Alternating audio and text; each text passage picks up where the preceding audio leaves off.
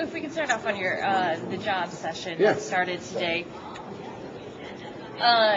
Democrats held a press conference this morning and were arguing, of course, that unemployment under your watch has gone from 7.4% to 7.9%.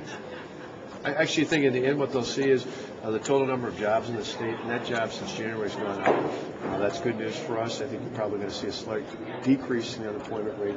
But in the end, we need to have more jobs overall, whether the rate's 7.8, 7.9, whatever it might be in the future.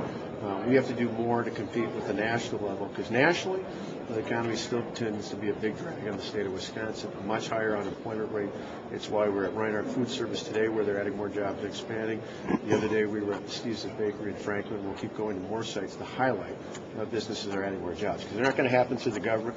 They're going to happen when we provide more certainty in the marketplace, and then in turn restore consumer confidence. And Democrats argued some of the cuts to the technical colleges. You know, a lot of employers are telling them, we have the jobs, we don't have the skilled laborers that we need through the technical colleges. Is that something that you're looking to do in this job session? Well, we're looking to have a partnership with the workforce investment boards and the technical schools. The technical schools got the relief early on this year, just like the schools, local governments did. So they more than made up for any reduction in state aid by the relief they got. So in terms of a net impact, they actually saw a benefit. In fact, technical schools benefited from those reforms more than any other local government, be it a school district or a local government. So the problem is not the resources. The key is you got to have technical schools and workforce investment programs that match the skills they're providing with where the jobs are. Fortunately, not every part of the state do we match that as well as we do in other parts, and that's where the real disconnect is right now.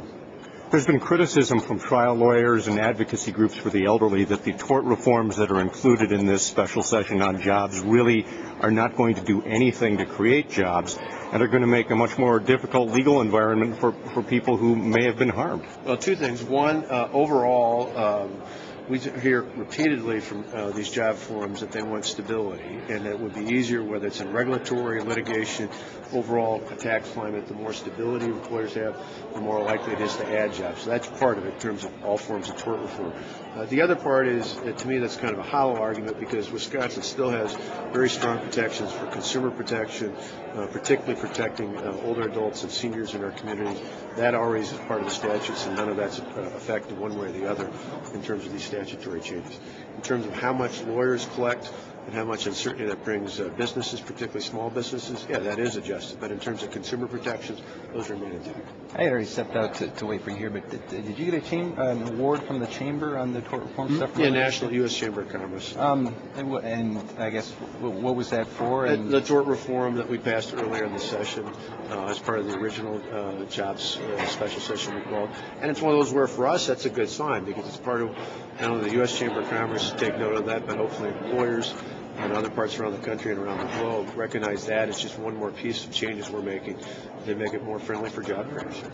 Can you go too far with that stuff? I mean, there will be a situation down the road where somebody wants to get in the courtroom, isn't able to, right? Well, I think in the end, what it does is it takes away some of the excessive amounts of fees that are involved with that. It makes it easier for employers to understand what the circumstances are. But again, in terms of rules, protections, consumer protections in general, we still have a very strong system in the state of Wisconsin. That's enforced by the government, not necessarily through the courts. Now, it seemed like there was a lot of finger pointing this morning in the separate press conferences. A lot of bipartisan blaming games. Do you think this will be a successful session for jobs? I do. I mean, I think you look, it's interesting. You got a few people that are cynical about the process. You have a number of the Democrats who authored bills that are being brought up, very pleased with them. You had, including, you said State Representative Fred Clark, who had a bill in this process, obviously one of the folks that ran in the Senate recall, but still he, other senators and representatives are pleased that their particular pieces of legislation are being brought up. What we did was we looked at bills that were authored by Democrats, about a third on the call, about a third came from Republicans that had already been offered, about a third were new pieces of legislation that had been offered along the way, and we just tried to take whatever we thought met the goal of creating more jobs, or at least helping the private sector. Representative Fitzgerald said that the potential recall elections for some of the senators could sway some of the politicians away and gear them more towards campaigning in this job session. I've said all along, the recalls are a distraction. We've tried repeatedly, that's why we called the special session, to keep lawmakers focused like a laser beam on jobs. I understand after all that happened this summer, there's a lot of tensions there, but in the end, people are out of work or underemployed right now. They don't really care about the political environment. What they care about is whether or not things are going to happen in the state to help put more people to work. We're doing what we can to help make that possible. Can you connect the dots for us on the tort reform, though? Are job creators telling you, Governor, that the state's existing litigation environment is killing jobs? I think a lot of people might still not be convinced that that's a valid argument. Well, I think overall, it's part of why the U.S. Chamber of Commerce mentioned this award. This is something that for years we've heard. We've heard it again from job creators in sessions all around the state, not only specific to litigation, but they talk about uncertainty in terms of any cost out there, whether it be excessive increases in utility costs, property taxes, healthcare costs, as well as regulatory and litigation costs in the state. It's why in a number of these areas we have a cap, for example, for 2 years in property taxes, essentially in most parts of the state. We've tried to make changes to make different healthcare options more available and more affordable. We put in incentives for manufacturers and agricultural-based interests to lower the tax burden.